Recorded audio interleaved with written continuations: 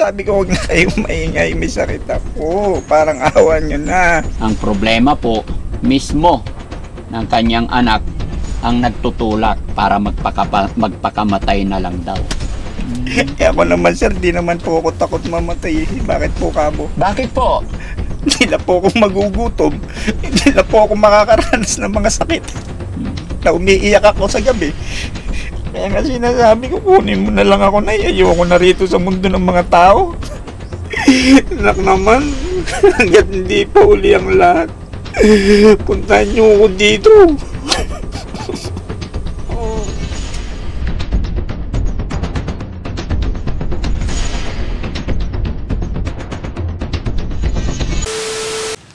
So ayun mga kababayan, mga kabarangay, isang mapagpalang umaga na naman po sa atin lahat.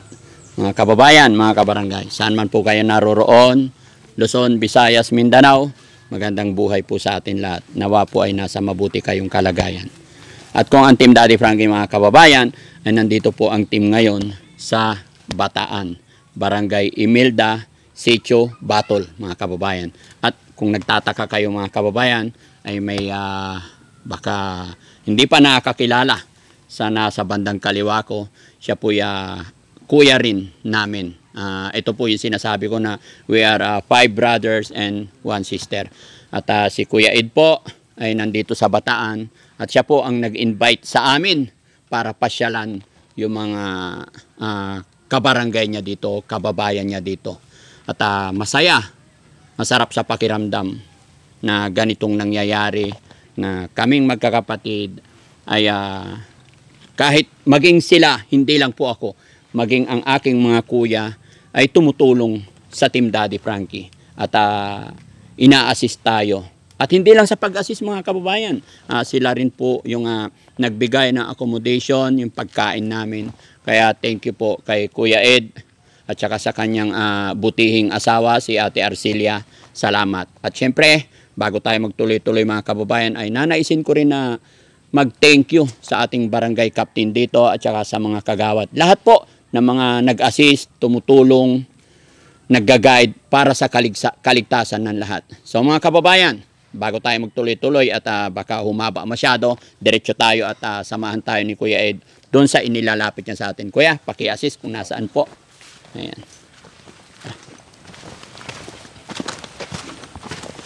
Ano yung tutulungan natin dito, Kuya? Lola o lolo? Lolo. Lolo. Sige. Sige, Kuya.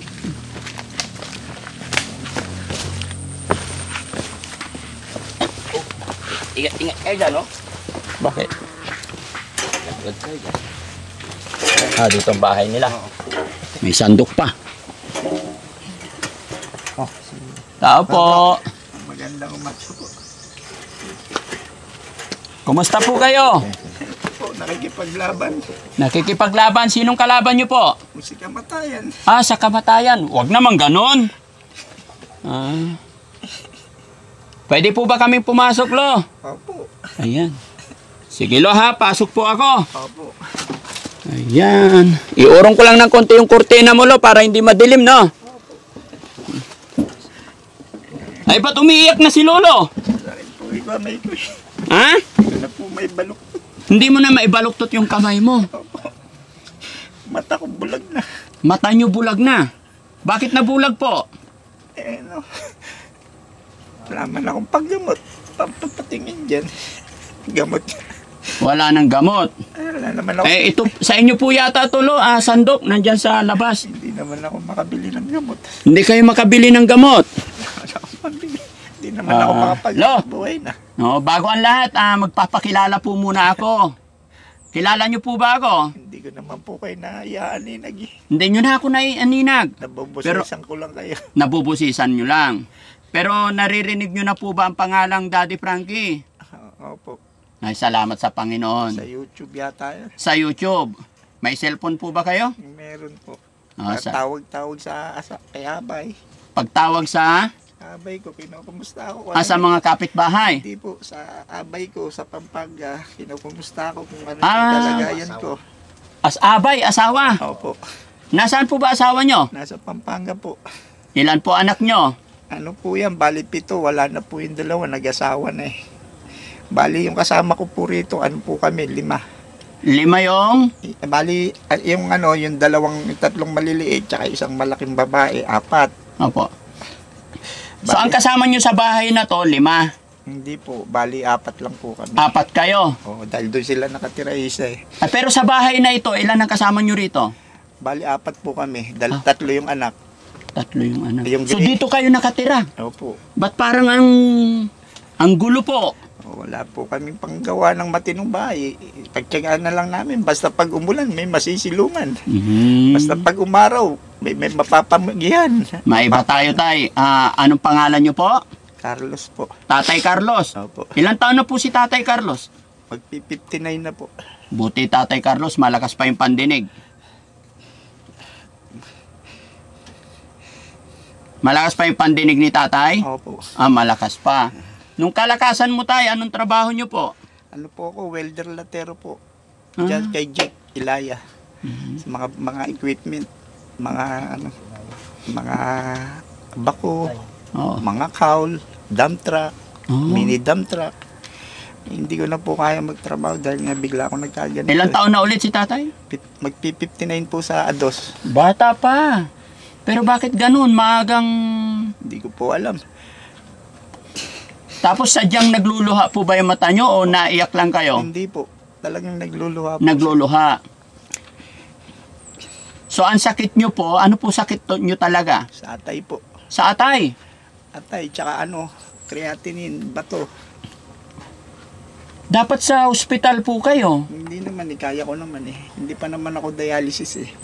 Nilalabanan ko pa po, sir. Hindi po, hindi naman sa pag-dialysis. Kung ganyan po yung nararamdaman ninyo, Gusto ko lang po, yung ano ko po, yung paningin ko po, para makatulong ako sa mga anak ko.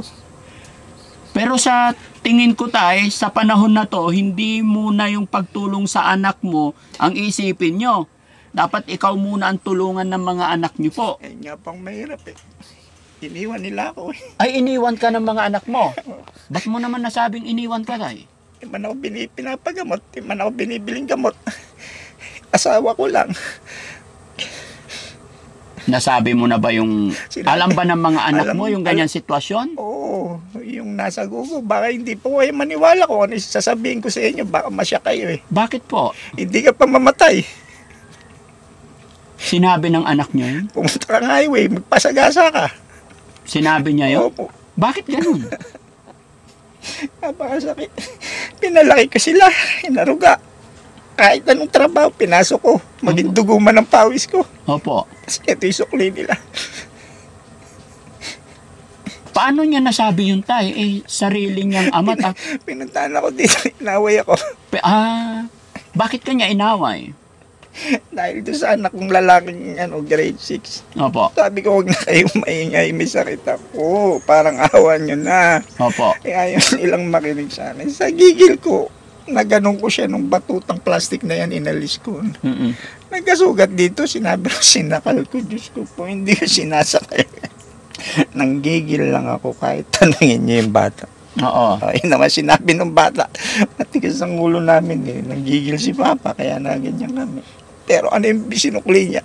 Oo. Pinagmumura niya ako rito, nagtawag pa siya ng tsuhin niya. Pinsan ng asawa ko. Ano bang trabaho ng asawa niyo tay? Nangangatulong lang po Ay, ako, nangangatulong. babysitter. Sa totoo lang po, sir, marami na pong namatay dito. Ang sakit kagaya ko. Malaban lang talaga ako. Malaban lang ho talaga ako. Hindi ako nagpapadaig. Ayoko pong magpagupo. Ang liliit ng anak ko eh.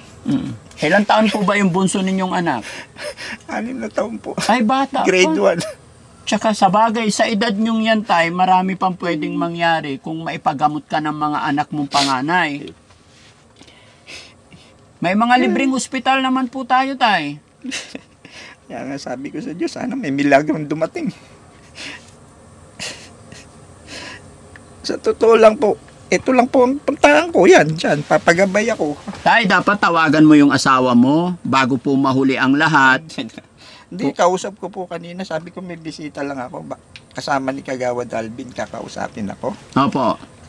baka siguro ito na yung hulog ng langit sa atin para matulungan tayo dito. Pero tay, Kahit mata ko lang ang mapacheck up kung ano yung ano ko. yes tay, mawalang galang na po. Pasensya na po sa sasabihin ko, no? Dapat makausap mo yung asawa mo para pumunta dito. Instead na alagaan yung iba, dahil may sakit po kayo, kayo muna alagaan. At pagka nadala kayo sa ospital, naging okay na, pwede na siya maghanap buhay ulit. Hindi po kami kakain, sir. Wala pong tumutulong. Gamot nga po, hindi ako mabili. Yung pa kayang pagkain namin, hindi po pwede pong huminto sa paghahanap buhay yung asawa ko, sir. Magugutom yung tatlo. Di baling ako na lang magutom, maglang yung tatlo, sir. Oo, sir. Paano ngayon yan, tay? Sige, naintindihan ko po yon. Pero paano po yun, tay? Ganyan na karamdaman mo. Hindi, gaya ko naman, sir, eh. Hindi po tay, lalong mapapasama yung sitwasyon kung gaya hindi ka na nakakita dahil sa sakit mo tapos hindi na makagalaw. Lalong pabigat ng pabigat mangyayari. Kaya dapat sa ngayon, dapat punta muna dun sa public hospital kahit papano. Mabigyan po. Ayun nga po, sir, ang problema. Yung papuntang panlabas lang po, wala kami. Kasi papunta pang malayo, papunta pang Balangang Hospital, BGH. Kaya po, sir. Pero sir, hanggang sa kaya kong labanan ng kamatayan ko, lalabanan ko, sir. Tay, pag ganyan yung sinasabi mo po, nilalabanan mo yung sakit, opo, kailangan talaga labanan ng sakit. Pero kung lalabanan lang na hindi tayo mag-take ng gamot, ay mabilis ikaw patay. Walang mananalo sa sakit, tay, kasi habang hindi ginagamot ang sakit, lumalala lalo. Kaya iniinom ko po, sir, yung sa loob ng katawan. Kasi nung nagpa-check up po kami nung anak ko, yun, kasama ko na yun nung nakarang taon, nung Mayo 5. Dito sa Balanga, kay Doktor dito sa may North Orani. Nagpa-check ako, nagpa-laboratory ako. Doon ko nakita yung mga tama. Sabi sa akin nag-check sa akin, alagaan mo ang sakit mo, nakamamatay yan. Opo. Yung bawal, kaya nga po. Yung bawal, wag mong gagawin. Opo. Sabi niya sa akin. Oo. Ngayon, binigyan ako si reseta. Nakaano kami. Kasi binigyan ako ng mga kapatid kong pan-check up eh. Naka 3K yata kami. Pagdating naman po namin sa bilihan ng gamot, ako, Diyos ko po, may iiyak ka sa presyo. 21,000, saan ko kukunin yun? Diyos ko po. Hindi naman siguro agad-agad yon. Hindi, sabi po ng doktor, isang buwan. Sa isang buwan, opo. Ganun po talaga. Ayun po yung 21,000. Iinumin mo sa loob ng isang buwan. Tapos babalik po ako kung ano yung naging resulta sa atay. Doon pati sa creatinine. Opo. Ganun po talaga. Ngayon kasi naman po, ang nangyari naman po, nabili namin, 1 lang, pero yung 20 wala po. 1 lang? Opo. Ang pinapabili, 21? Opo. Ang nabili nyo, 1 1 lang. lang. So, kulang pa ng 20. Isa ko kukunin po yun. Diyos Talaga ko. napakahirap, pero, no? Tapos wala na po yung Sabi nila, lumapit daw ako sa kay Mayor. Opo. Paano ko lalapit nun? Diyos ko po. Sino makakasama ko? Tama po tayo. Kailangan lalapit po kayo sa mayor. Magsimula po kayo sa kapitan, kagawad, mayor. Sasamahan ka po ng asawa mo at anak mo. Kasi, tay. Dati po akong barangay assistant chief. Opo. Nang kapanahonan ni Bure. Opo. Dapat doon, yung mga dating barangay servant na naglingkod, dapat tulungan naman nila. Opo. Pero tay, sa sitwasyon natin ngayon tay, marami talaga tutulong. Pero tayo po ang lalapit. Oo, totoo yun. Opo. Hindi Kaya naman po pwede kayong pumunta sa ating butihing mayor. Kilala ko naman po ang mayor ninyo dito na napaka matulungin. Pero syempre, ang mayor, ang daming ginagawa rin. Oo. Pero pag kayo lumapit, hindi po kayo hihindian. Di ba? Kaya kausapin mo yung asawa mo tay, ipagpaliban muna yung trabaho niya para matulungan kayo kaysa ganyan po. Pero nakakapaglakad pa po kayo? Pag nawala na po yung yung sakit nitong dalawang to, nakakapaglakad naman po ako kahit hanggang highway. Kasi sabi sa akin hindi pa naman yung bato mo. Kasi mararamdaman mo ayan, tatay, kapag ka ikaw naglakad ng malayo, doon mo mararamdaman yung bato mo, pahina na. Eh, nakakalakad pa po ako hanggang highway. So, may paraan pa tay, may chance pa para magamot yan sugat. No? Eh kasi kung dyan ka lang tay, sasabihin mo lang na nilalabanan mo, isa lang po ibig sabihin yan tay. Wala. Hinihintay mo lang yung kamatayan mo. No? Sorry tay sa word. Ilang beses na ako sinusundo rito. Maniwala kayo sa hindi. Ay ba, sino sumusundo sa'yo? Ilang beses na bago mamatay yung nandoon. Opo. Ako yung pinuntahan nun. Ah, yung sumundo doon, ikaw ang unang sinundo. Oo. Ano sabi mo sa sumundo? Sabi ko, wag muna. Wag muna. Dahil maliliit yung anak ko. Tapos maniwala kayo sa hindi ko kayo pinipilit. Opo. Nag-ano ko ng dasal ng Latin. Opo. Yung Cristo Salvame, Cristo Salvame de Jesus. Opo. Pactum Nostrum, Igosum. Combales. O nawala siya, nandito siya, kulay aso lang mata niya. Hindi ko kayo maniwala kayo sa hindi. Opo. O, tapos kinabukasan may namatay doon. Alulong yung aso kung putol ng buntot. Opo. Sabi ko may kukunin. Pag umalulong yun, alam ko na eh. May kukunin. O may kinuha nga doon. Nadaanan nyo ba? May patay doon? Hindi ko napansin po. Pero tay, isa lang tatawagan natin. Sigad lang po. Opo, totoo at sigad po lang yun. po nakakaalam ng lahat, no? Opo, totoo. Sa edad nyong yan tay, malayo pa mararating. Sinabi nyo po. Kung pupunta ko po kayo sa pagamutan, tulungan kayo ng anak nyo, asawa nyo.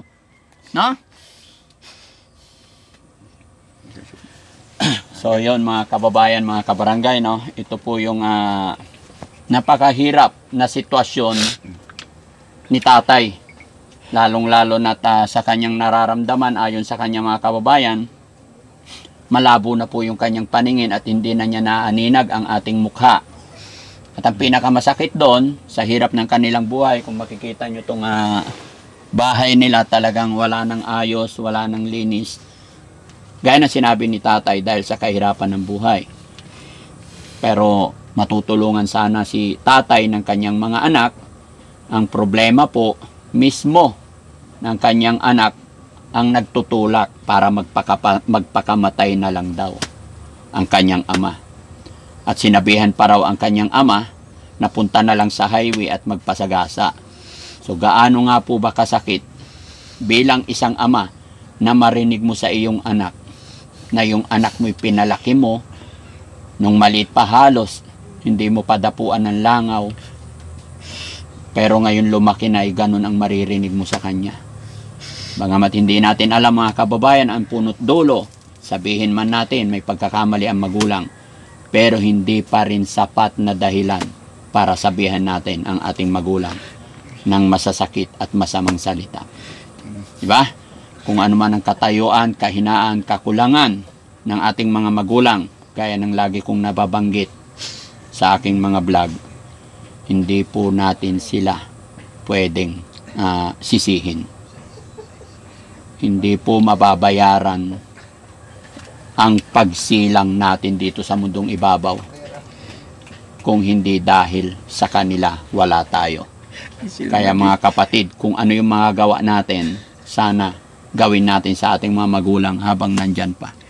Tay, anong naramdaman mo nung sinabihan ka ng anak mo Sakit. na magpakamatay ka na lang daw? Sinarado ko na lang yung pinto. Sinarado mo na lang yung pinto. Ayoko. Sinarado ko yung pinto, umalis ka na. Ano sabi ng nanay nung asawa nyo? Nagagalit siya. Pag uwi niya, sasampalin niya. Kaya lang sabi ko, wag na. Hayaan mo na. Yung anak nung yung yun, lalaki po yun. Babae po yun. Babae yun nagsabi. Ang hirap pa nun, sir. Nag-asawa siya. Lahat binigay ko, nag-aaral. Kumakarating lang pala. Nung nag-aaral pa siya. Hanggang siya nabuntis. Ang nakabuntis pa, sir. Ang trabaho. Ang pinakamasakit, sir, nung nanganak. Ako pa rin. 10,000 ang babayaran nila sa ospital. Ako pa rin ang tumulong. Ako pa rin ang naglabas. Tapos susukuli niya. Punta akong highway. Magpamatay ako. Panginoon Diyos. Sana yung konsensya nila.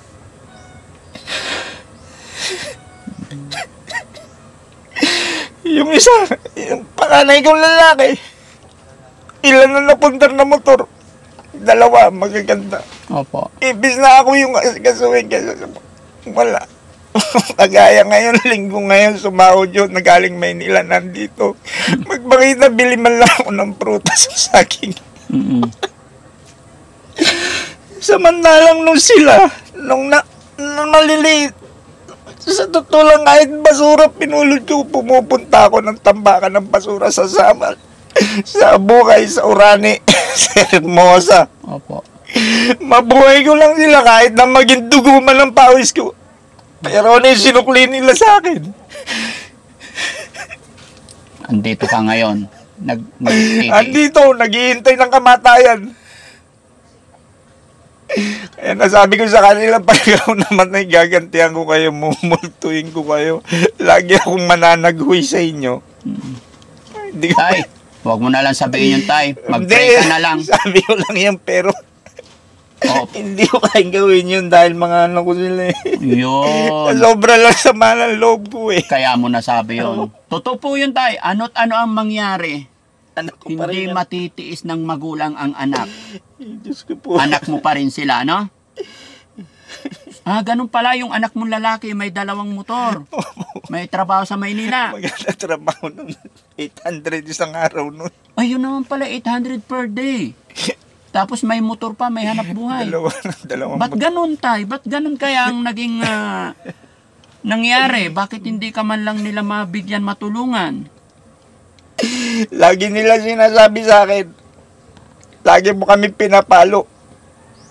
Lagi mo kami pinagagalitan, minumura. Sabi ko naman, anak, umikutin nyo man ang buong Pilipinas. Walang magulang na hindi namalo ng anak. Tsaka walang magulang na namalo ng walang kasalanan ng anak. Nire-respeto ko lang kayo. Para bandang huli may respeto kayo, meron kayong takot. Kagaya kami nung maliliit kami, mas malulupit pa ako.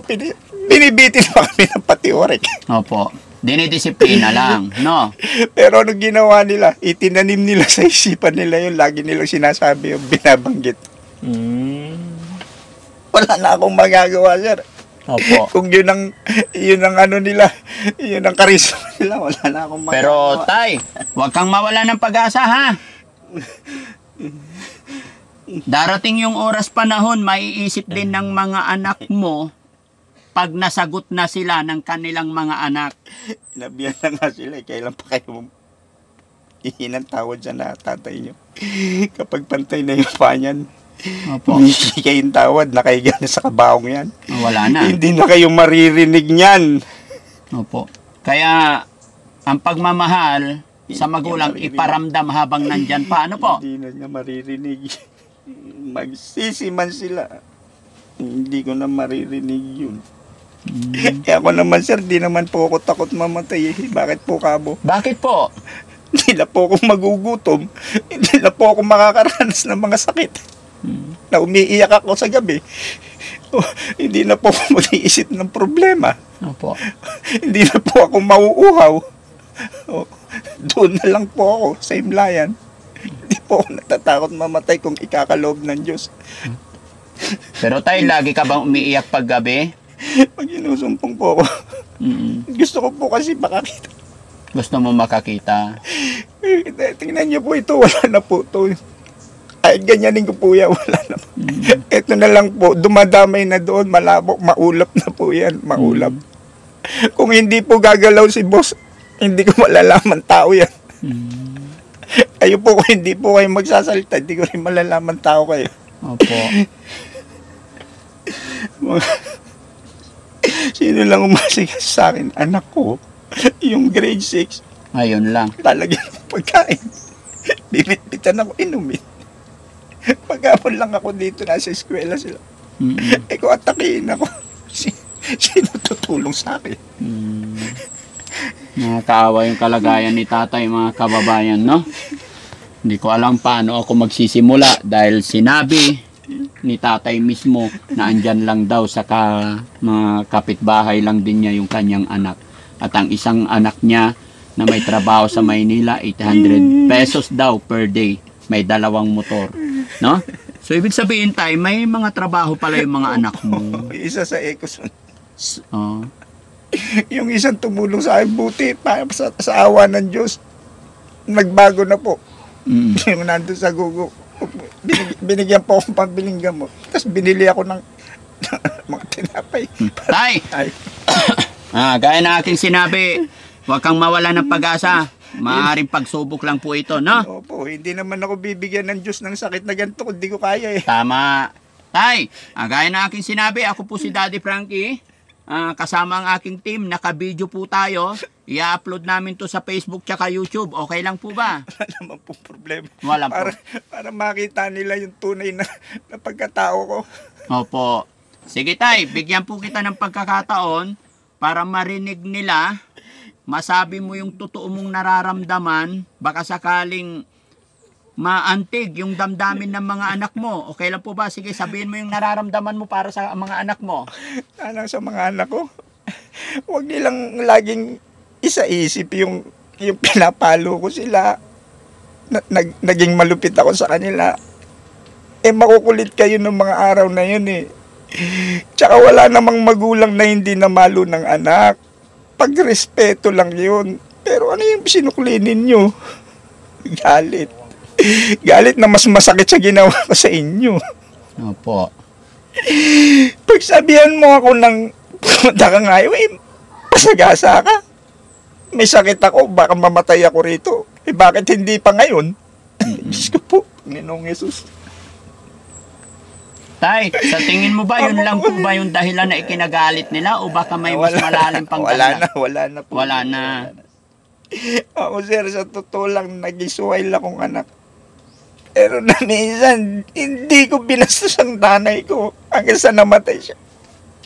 Hindi ko siya pinagsakitan ng kalooban para sa akin. Opo. Hanggang sa namatay siya. Kaya nga sinasabi ko, kunin mo na lang ako na ayoko na rito sa mundo ng mga tao. Mahirap dito gumalaw. Opo. Sana sa kalagayan ko. Pero hindi naman siya Ilang beses na ako namatay, pero bakit gano'n? Hindi nabubuhay ako. Hindi pa talaga oras, tay. May plano pa si God po para sa inyo. Gusto pa niyang maturuan siguro yung mga anak mo, tay. Gusto pa nilang ma-realize, ay gustong iparamdam kung gaano ka-importante ang magulang. No? Tay, kaya ako na parito, ay nakarating dito dahil sinamahan po ako ni Kuya Eddie Bugarin. Kilala niyo po ba? Andyan siya sa labas. Kilala niyo po? Opo. Robin Robin Hood dito yan. Ano po? Robin Hood. Robin Hood. Puta, magnanakaw yung Robin Hood Robin Hood dito Bakit yan. mo nasabing Robin Hood si Kuya Eddie Bugarin? Tumutulong dito yan. Tumutulong dito. Pagka, ibig sabihin, yung pagiging asensado niya, pinamamahagi niya rin sa mga kabarangay niya. Ay, ganon. Hindi siya mapanolo. Ay, sabi mo, Robin Hood. Pwede bang ilarawan mo sa amin si Eddie Bugarin alias Robin Hood dito sa Bataan? Matulungin yan. Matulungin. Lalo na sa nangangailangan. Opo. Tulungin yan. Nagbibigay yan. Hindi yan maramot. Oh. Kung anong meron siya, pinatitikim niya. Kaya nga pinagpapala ng Panginoon yan eh. Opo. Kung hindi pinagpapala ng Panginoon yan, di sumablay yan. Opo. Tama. Ganyan ka Robin Hood dito yan. Tumatayo yung balahibo ko tayo sa sinabi mo regarding dun sa pagkatao ng aming kapatid Hindi, dito totoo yan. sa Bataan. Hindi maramot yan. Salamat. No? Kaya lang pagka may okasyon sa kanila, hindi na po ako makapunta dahil sa kalagayan ko. Opo. Dati ako pag may okasyon sa kanila, lagi ako sa kanila eh. Ngayon di ko na po, umusad lang po, lagi ako nalalaglag sa taytay. Ngayon lang po ako nagkaroon ng nakapag-interview ng kabarangay ni Kuya Ed. Masaya ako sa nabalitaan ko. Although kilala ko rin yung mga yan, siyempre mga kapatid ko yan, no? At unang-una, kung ano man ang nagagawa nila, nagawa ng aking kuya dito sa barangay, ay pasasalamatan natin kay God, no? Lalo na yung pandemic, boss. Pandemic. Nung pandemic, anong ginawa niya? Namigay ng bigas yan, tsaka buhay na manok. Buhay na manok, opo. Opo. Tigli 5 kilo. Opo. Ba, malaking bagay na yun. Opo. Ganyan kaano yan, kaano sa kabarangay niya. Salamat sa Panginoon, no? Salamat sa blessing. Kaya naman pinagpapala siya eh. Opo, kaya Lord, thank you so much sa mga biyaya pinagkakaloob mo sa aking mga kapatid, sa aking pamilya. Hindi siya Naway marami. dumanak pa yung blessing sa sanlibutan, no? At na maging maayos po ang lahat. Sige tay, para hindi ka na masyadong mapagod, magbibigay po ako ng kaunting tulong para ano po, para mapunta ka sa ano. Gusto ko yung mata ko, sir eh. Opo, tay, magbibigay ako ng kaunting tulong para makapagpa-check up ka. Sabi mo, walang pamasahe. Pero kung grade 6 yung anak mo, masasamahan ka na po niya, ano? Kasi ang mission ng Team Daddy Frankie ngayon ay iikot sa buong barangay dito. Makatulong sa mga kagaya ninyo. Sa 30 po, darating abay ko, sir. Opo. Darating po siya. Sino po? Yung abay ko, uuwi po rito. Papasama po ko sa ano, doon sa pagamutan. Gusto ko lang po ma-check up ako kung ano na po yung kalagayan ng katawan lupa ko eh. Yes, tay. Kitang-kita na, tay. Kailangan na po talaga yung katawan lupa mo. Namumroblema ng malaki. Totoo po yun. Kailangan po ng ano. Minsan po, natutumba ako. Minsan natutumba ka. Ilong-ilo ko. Tsaka isa pa po, tumatay na po akong dugo. Tumatay ka na ng dugo, Diyos ko po. Kaya tayo, wag mo nang patagalin pa tayo, ano? Pumunta na po kayo sa, ospital. Tay, eto po. Kamay mo po, tay.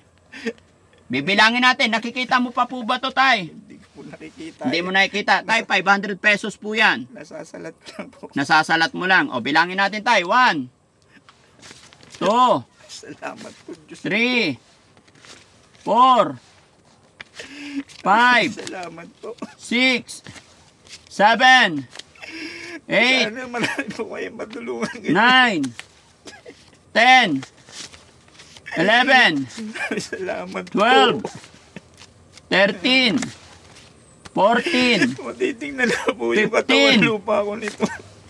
16, 17, 18, 19, Maraming 20. salamat po. Diyos ko po, maraming salamat po sa hulog ninyo dito. Tay!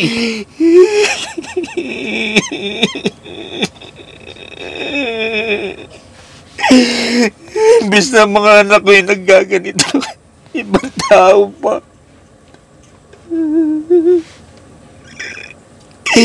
Imbis sila yung tumutulong sa akin. Makapakabuti niyo po. Hayaan mo, tay. Napakabuti niyo po. Nalaglag na, tay. Hayaan mo, tay. Pag napanood ng mga anak mo to, tutulungan ka na nila, sasamahan ka nila. Ano po? Hawakan mo yung pera, tay. O, ito po. Ayan, 10,000 yan, tay. Salamat po, Diyos ko. Para makapunta po kayo sa ospital bago mahuli ang lahat, ha? Ito iniinda ko eh. Opo. Yung 2 kidney ko po. Tay, hanggat hindi ka pumupunta ng ospital, parami na ng parami yan. Palala ng palala. Kaya masasabi ko sa'yo, tay, andyan yung anak mo, asawa mo, pumunta na po kayo sa ospital, no? Pag hindi ka pupunta ng ospital, Hindi po. tay, 2 hakbang mo lang, patay ka na po. Hindi ko po gagastusin sa kalokohan yan. Opo, wag po. Gagastusin ko po yan sa katawan ko, sa buhay ko. Sa totoo lang pong nakabili po kami ng gamot dahil binigyan ako nung nanliligaw sa anak ko ng 500 eh. Opo. Yung nandun pong lalaki. Mm-mm. Sumeldo po kahapon yan. Kagabi pa po ako nagdidelirio sa katawan lupa ko. Binigyan niya akong 500. Ayun po, binili nila ng gamot. Ito po. Sige, tay, hayaan mo na, tay. No?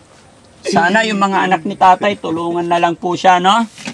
Bago mahuli ang lahat, mga kababayan. Ito po yung gamot ko. Oo, sige, tay. Mo po sa iyong mga anak. Mga anak, bago na kayo. Huwag yung puro galit yung nilalagay nyo sa dibdib nyo. Sa totoo lang, ilang beses ko ulitin sa inyo. Walang magulang na hindi namalo ng anak. Kahit na milyonaryo pa, pinapalo rin nila yung mga anak nila. Pero bakit ganun naman ang sinusukli ninyo? sakit, pasakit, pagpapabaya. Hindi ko naman kayo pinabayaan nung maliliit kayo. Itinaguyod ko kayo kahit anong hanap buhay. Pinasok ko, wag lang magnakaw, para ipakain sa inyo. Naging dugo man ng pawis ko sa pangulot ng basura. Pangangalakal. Pero at tusok ninyo, may sakit ako, iniwan nyo ako. Iniwan nyo ako. Wala man akong mainom na gamot, walang nagpapagamot. Anong gusto nyo? Hintayin ko na lang magpantay ang mga pako. Maunang lumalabas yung pako sa pintuan. Nak naman, hanggat hindi pa uli ang lahat, puntahan nyo ako dito. Pagka wala na ako doon, kayo magsisisi, hindi ko na kayo maririnig. Hindi ko na kayo maririnig. Ang dami nang namatay na ganitong sakit dito sa lugar natin. Pero ako ayokong magpagupo dahil yung mga kapatid mo maliliit pa. Gaano kasakit wala ng anak na hindi tumutulong sa magulang. Gaano kasakit na mawalaan ng ama. Kung kayo rin ang magiging dahilan, matakot kayo sa Diyos, anak. Matakot kayo sa Diyos. Buti na lang merong mga tao pang mababait na mga hulog ng Diyos para tulungan ako. Binigyan nila akong pampacheck up at binibigyan nila ako ng pambiling gamot. Dapat kayo ang gumagawa niyan, hindi sila. Pero hulog sila, kinakasangkapan sila ng Panginoon para tumulong sa kapwa. Hindi sila mararamot. Kagaya nyo, kayo napakaramot nyo. Mabubuti silang tao. Mabubuti silang tao. Kung pumunta dito, makikita mo yung kalagayan ko. Bulag na ako. Hindi na kumpleto ang mata ko. Ang kamay ko, hindi ko na maihawak kahit na kutsara, nalalaglag. Ang paa ko, pag lumalakad ako, bigla ko natutumba, nahihilo ko. Ang pinakamasakit, dumudumi na ako ng dugo.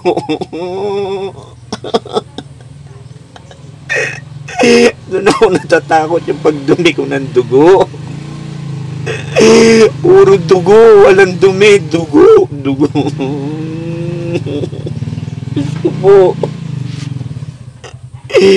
Mabibigyan lang ako ng pangalawa pang buhay. Hindi magiging ganitong takbo ng sitwasyon namin. Yes, mo. Ayun mga kababayan, mga kabarangay, masyadong napapagod na po si tatay. Kaya hindi na po natin masyadong patagalin. At nawa po ay malagpasan ni tatay yung kanyang paghihirap, pagsasakripisyo. Kaya na aking sinabi, okay lang po sana yung mga ganyang pagsubok kung nandyan sana yung pamilya, nandyan ang anak. Pero bakit nga ba? Sadya nga po bang ganun mga kababayan? Pagkatapos natin palakihin ang ating mga anak ay basta-basta na lang po nila tayong iwanan. No? Paki-comment po dyan mga kababayan kung ano ang inyong opinion, suggestion, reaction po sa pamilyang ito. At loobin sana ng Panginoon mga kababayan na sana ay hindi ito ang huli na pagpunta ni Daddy Frankie. Ingatan po natin parati ang ating kalusugan. Napakahirap po magkaroon ng sakit. No? At syempre, kabayan, kung sakasakali po naibigan at nagustuhan mo ang programang ginagawa ng Team Daddy Frankie, maglalambing po ako na pakishare po ang ating upload videos. At syempre, mga kababayan, bago po ako tuluyan magpaalam, ay magpapasalamat po ako sa pamilya ni Kuya Eddie Bugarin. Isa po siya naging tulay para marating natin ang pamilyang ito at makapag-abot ng kaunting tulong. Maraming salamat mga kababayan. Magandang gabi po sa inyong lahat. Shoutout po sa ating mga kababayan OFW, mga kababayan natin na nasa ibang bansa. At lahat ng nandyan sa baba, sa premiere natin, hindi ko na po kayo maisa-isa. Maraming salamat. At syempre kay Boss JB, thank you so much. Sa ating barangay captain dito, thank you sa mga kagawad. Magandang gabi po. God bless.